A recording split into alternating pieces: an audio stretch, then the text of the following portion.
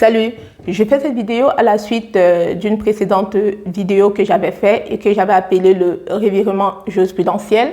Donc, cette vidéo-ci, je te conseille à toi qui me regardes de la regarder jusqu'à la fin parce que vous êtes nombreux à ne pas regarder mes vidéos jusqu'à la fin et à venir me poser des questions en privé. C'est pourquoi moi aussi, j'ai décidé de ne pas vous répondre et vous demander tout simplement de payer le conseil personnalisé. Vous devez savoir que toute vidéo que je mets en ligne, sur mon réseau Joyce RH est utile. Si je mets une vidéo, c'est parce qu'en tant que salarié, tu en as besoin d'une façon ou d'une autre. Donc, je te demande de regarder cette vidéo jusqu'à la fin, tout simplement. Donc, le contexte de cette vidéo, c'est quoi? C'est qu'en France, selon le Code du travail, le salarié en arrêt maladie, sauf disposition conventionnelle plus favorable, le salarié en arrêt maladie n'acquiert pas des congés payés. Et le Code du travail fait une distinction entre l'arrêt maladie ordinaire, l'arrêt pour accident de travail et l'arrêt pour maladie professionnelle. Donc, le salarié en arrêt maladie ordinaire n'acquiert tout simplement pas de congé parce que pour le Code du travail, ce n'est pas du temps de travail effectif. Et le salarié en arrêt pour accident de travail ou maladie professionnelle acquiert des congés dans la limite de 1 an. Donc, ça, c'est le Code du travail. Mais pourtant, selon le droit européen, le salarié en arrêt maladie, déjà le droit européen ne fait pas de distinction entre les différents arrêts. Voilà, donc le salarié, quelle que soit sa situation, il doit acquérir la totalité de ses congés. Donc ça, c'est le droit européen.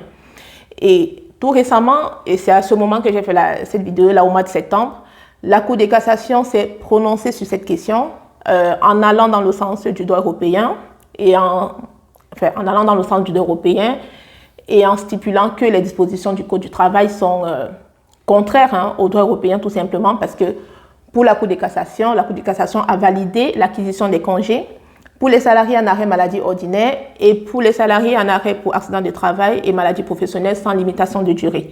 Et sachant que la Cour de cassation, autant pour moi, va émettre des décisions de justice qui, à la longue, vont s'ériger en règle de droit. Donc, les décisions, parce que c'est la jurisprudence, en fait. Donc, la jurisprudence fait partie des sources du droit, parce que dans la hiérarchie des normes juridiques, il y a la loi, il y a les normes internationales, il y a la loi, etc. Et il y a la jurisprudence aussi, qui fait partie des sources du droit, qui crée le droit.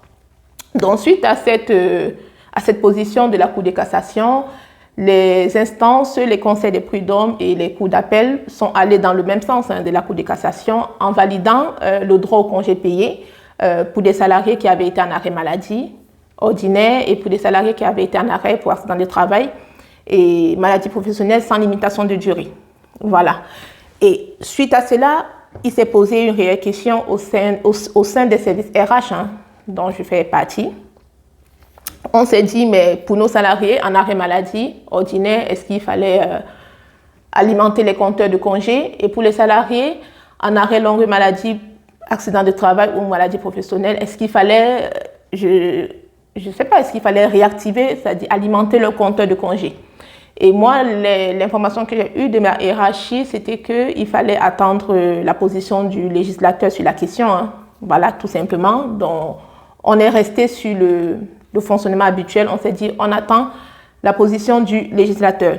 Mais sauf que tout récemment, il y a quelques jours, je pense le 8 février, le Conseil constitutionnel s'est prononcé sur cette question parce que le Conseil constitutionnel a été saisi d'une QCP, question prioritaire de constitutionnalité. Voilà. Et pour le Conseil constitutionnel, voilà, les dispositions du Code du travail ne sont pas conformes à la Constitution, donc le Conseil constitutionnel est allé dans le sens du Code du travail, tout simplement en stipulant que le salarié en arrêt maladie ordinaire ne fait que le temps de maladie du salarié en maladie ordinaire n'est pas du temps de travail effectif et par conséquent, il n'y aurait pas droit à congé payé, tout simplement. Donc, pour le Conseil constitutionnel, le fait pour le salarié, le fait déjà de faire une distinction entre les différents arrêts du salarié, maladie ordinaire, maladie professionnelle et accident de travail, donc c'est pas une sorte de, on va dire, de discrimination, voilà. Et pour le Conseil constitutionnel, les dispositions du Code du travail ne portent pas atteinte au droit, au repos et à la santé du salarié. Donc, pour le Conseil constitutionnel, les dispositions du Code du travail sont normales. Mais sauf qu'aujourd'hui, concrètement pour toi salarié, qu'est-ce que ça donne? Ça donne que si tu as un arrêt pour maladie ordinaire, il faudrait déjà que, tu vérifies ta convention collective. Et déjà, c'est ce que je vous demande de faire en priorité lorsque vous êtes embauché dans une entreprise. Il faut savoir les grandes règles qui régissent votre vie, votre parcours ou votre séjour dans cette entreprise. Donc, déjà savoir ce que la convention stipule. Est-ce qu'elle est greffée sur le Code du travail ou est-ce qu'elle prévoit des dispositions plus favorables? Si elle est greffée sur le Code du travail, c'est un peu complexe en fait parce que il y a beaucoup de salariés, quand j'ai fait cette vidéo-là, du revirement jurisprudentiel qui m'ont écrit, qui m'ont dit « Ah, j'ai été en arrêt maladie pendant tel nombre d'années, j'ai pas eu mes congés et tout, qu'est-ce que je fais? Est-ce que je réclame? Est-ce que je réclame pas ?» Écoutez, là, il y a un flou qui persiste parce qu'il y a les dispositions du Code du travail qui ont été validées par le Conseil constitutionnel. Il y a la position de la Cour de cassation qui a validé les dispositions du droit européen, tout simplement. Donc, il y a un flou. Peut-être d'ici là, le législateur français va finir par trancher, mais en attendant, le flou persiste. Donc, si vous me posez la question, je ne saurais pas quoi vous dire concrètement.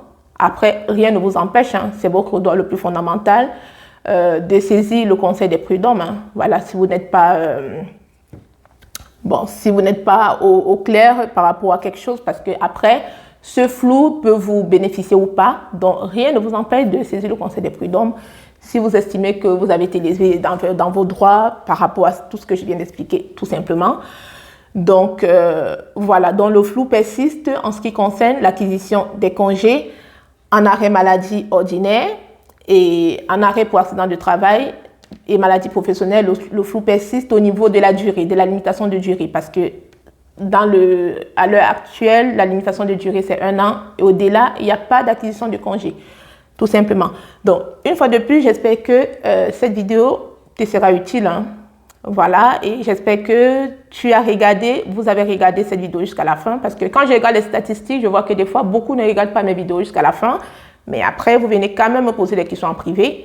Et je le répète, le conseil personnalisé est payant, tout simplement. Sinon, regardez mes vidéos jusqu'à la fin parce que l'information que je vous donne est pertinente. Et une fois de plus, parce que c'est important de bien s'informer, n'hésitez pas à vous abonner à mon réseau Joyce RH sur YouTube, sur Facebook, sur TikTok. Donc, je vous dis à très bientôt dans une nouvelle vidéo. Là, j'essaie de faire une vidéo par jour. Voilà, j'ai beaucoup d'informations à vous passer parce que ces derniers temps, j'étais très occupée. Je n'ai pas eu le temps de faire des vidéos. Donc, j'essaie de faire le maximum de vidéos, tout simplement.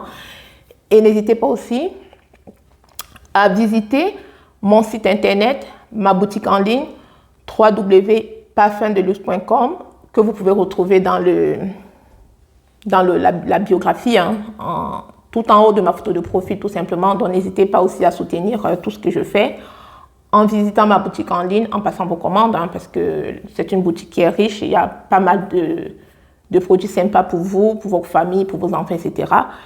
Et je vous dis à très bientôt sur Joyce RH. Ciao, ciao.